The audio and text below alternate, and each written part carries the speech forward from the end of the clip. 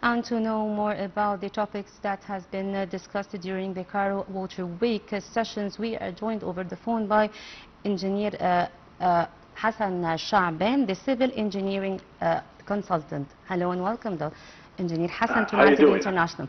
I'm fine, thank you. Thank you for being with us on Nile TV. This year's edition of the Cairo Water Week probed the ways of rationalizing the water consumption and international cooperation. What are the means of reaching these goals in your point of view, Engineer Hassan? Well, the voice is a little bit low. Would you be able to raise your voice a little bit, or the volume? Sure. Yes, sure. This year's edition of the Cairo Water Week probed the ways of rationalizing the water consumption here. What are the means of reaching these goals in your point of view?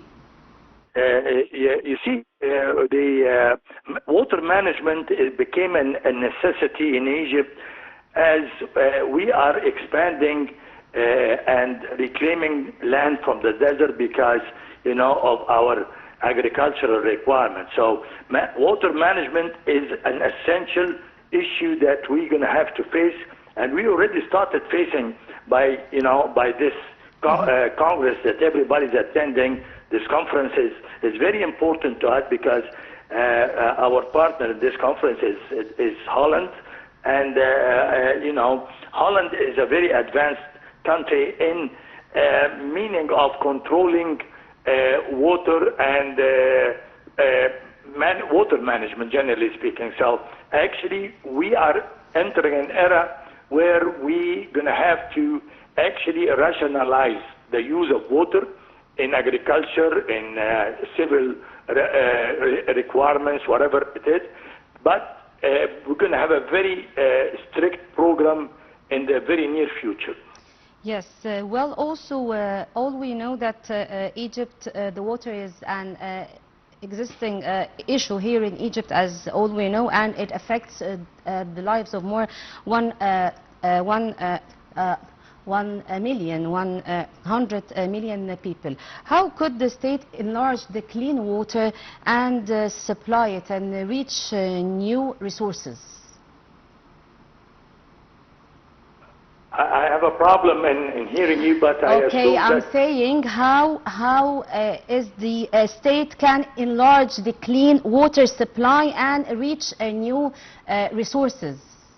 You see, we are exploring, new methods in, creating sources of water for irrigation.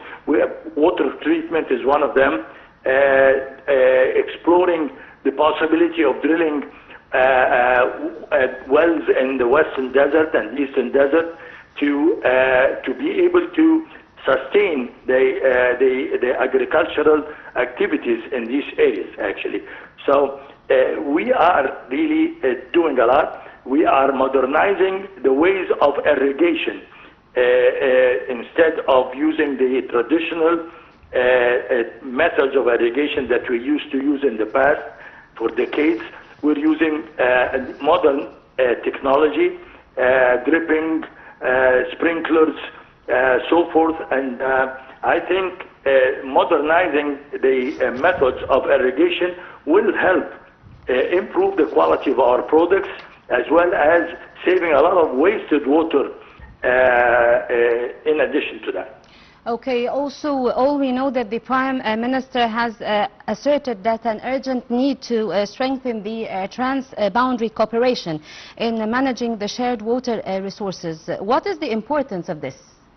Well, cooperating with advanced countries to achieve, a formula that actually copes with the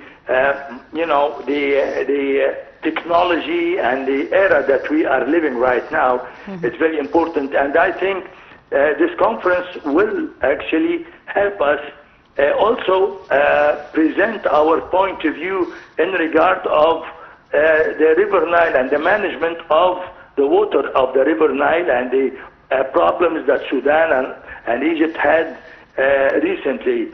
So actually we are in a position right now through this conference to present our case properly and scientifically to the modern world. Okay, also the situation in Egypt has also been exacerbated by escalating the challenges resulting from the population growth, Engineer Hassan, and the climate change. What is your intake on this? Well, I think due to the increased population, we're going to have to redistribute this population in the Western Desert, in Sinai, and the Eastern Desert. But all of this will require additional amounts of water.